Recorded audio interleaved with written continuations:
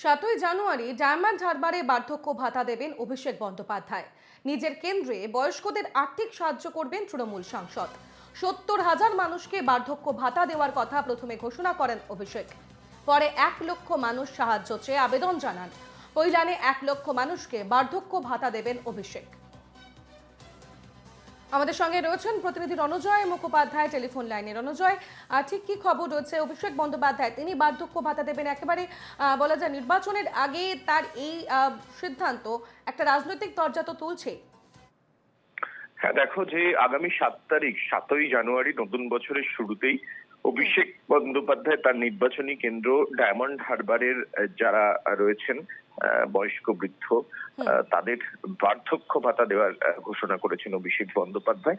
এবং এর আগে 70,000 মানুষকে এই পরিষেবা দেওয়া হবে, তারা অ্যাপ্লাই করুন এই মর্মে তৃণমূল কংগ্রেসের তরফ থেকে ঘোষণা করা হয়েছিল। স্বয়ং অভিষেক বন্দ্যোপাধ্যায় তিনি তার কনস্টিটিউয়েন্সিতে গিয়ে এই ঘোষণা করেছিলেন। কিন্তু যখন আবেদনপত্র নেওয়া শুরু হলো সেই সময় সংখ্যাটা আরো 30,000 বেড়ে প্রায় 1,00,000-এর কাছাকাছি যখন পৌঁছেছে, সেই সময় অভিষেক বন্দ্যোপাধ্যায় ঘোষণা করেছিলেন 70,000 নয়, যত আবেদনপত্র জমা পড়েছে অর্থাৎ 1,00,000 লোকই এই পরিষেবা পাবে। এবং সেই জায়গা থেকে আগামী নতুন বছরের শুরুতে 7ই জানুয়ারি কৈলানে অভিষেক বন্দ্যোপাধ্যায় তিনি এই 1,00,000 মানুষকে বার্ধক্য ভাতা প্রদান করবেন, সূত্রের খবর তেমনটাই। এবং সেদিন কৈলানের জনসভা থেকেই রাজনৈতিক বার্তা দেবেন। এবং লোকসভা নির্বাচনের আগে এই জায়গা থেকে 7ই জানুয়ারি থেকে প্রচার কর্মসূচি শুরু করে দিচ্ছেন তৃণমূল কংগ্রেসের সর্বভারতীয় সাধারণ সম্পাদক অভিষেক বন্দ্যোপাধ্যায়, সূত্রের খবর তেমনটাই। ধন্যবাদ রণজয়। আমরা কথা বলছিলাম, প্রতিনিধি রণজয় মুখোপাধ্যায় আমাদের সঙ্গে টেলিফোন লাইনে ছিলেন।